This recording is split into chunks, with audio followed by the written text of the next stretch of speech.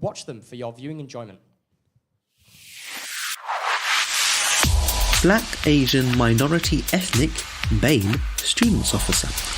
The BAME Students Officers represent the views of students at York who self-define as BAME, which is including but not limited to students of African, Asian, Arab and Latin American heritages. They campaign within the union, university and in wider society, promoting equality for BAME students and celebrating the diversity of culture within the student body at York. They also lead the BAME Students Network and host regular social and campaigning events. Thank you. I'm joined by Maisze. So Maisze, I want to start with a big first question. So if a BAME Year 13 pupil approached you and asked to recommend a university that they could feel at home at, would you recommend to them the University of York? I think, as annoying as the answer is, I think that would depend whether I get elected or not, because in my manifesto, a big thing that I would like to achieve is having an accessible community that's representative of current BAME students.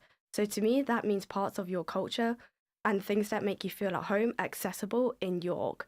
And I think that for the Year 13 students, so that is what I plan on working to do if I get elected in. Yeah. But if we're talking about a Year 13 in like now and the way it is now, I think it would depend on their priorities. If they kind of have the energy or the effort, the drive or something that they're passionate about is forging that kind of change for the BAME community, then I would say York is an amazing place for that. It provides the opportunity. However, I think if that a Year 13 student's priority is more having access to a strong pre-existing community and having lots of BAME students around them, I would probably say York is not the best place. So it depends on their kind of goals and priorities. Yeah, okay, thank you. So your manifesto mentions making essential products like picks, combs and tiger balm accessible on campus. So where on campus would you actually make these accessible and how would you achieve that? So I would maybe try Nisa at first, because Nisa stock all their products from outside retailers. So hypothetically, all I'd have to do is find a retailer.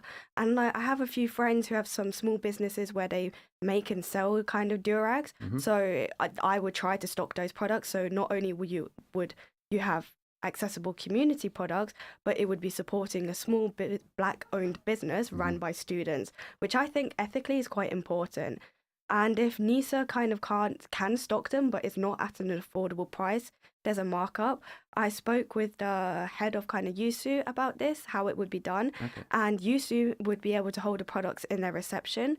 Even though it wouldn't have as long access hours and opening hours as Nisa, there would still be access behind the Yusu reception because there's still a person always there. And then it takes the step away from Nisa pricing products, and Yusu will just be able to order them and then sell them there. Okay, thank you. So you've also mentioned creating a space for the queer BAME community on campus. Yes.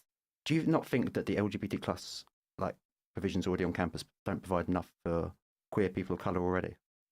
I would say that that's a personal preference because I think that the work that the LGBTQ plus community do is amazing, but a lot of the time there are ethnic LGBTQ plus members, but often they would be in the minority. So when you discuss those kind of struggles in a bigger context of society, you discuss it from an LGBTQ plus perspective because that's the majority. But when you're a BAME person and you're a part of that community, you have the added factor of the cultural differences, which that not all LGBTQ plus members will have.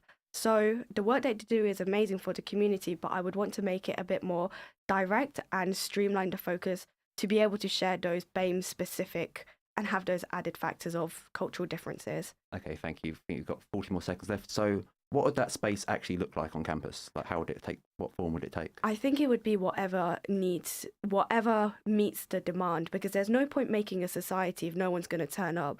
So it might just be helping plug the right dots in the night connections, pushing the right kind of people together so that they can go off independently, go for coffee on their own timetable and be able to have that community. But it might just need a bit of help joining the dots between different places on campus and pre-existing schemes in place rather than creating a whole new one. Okay, thank you. You've literally got 7 seconds. So in 3 words, why should people vote for you?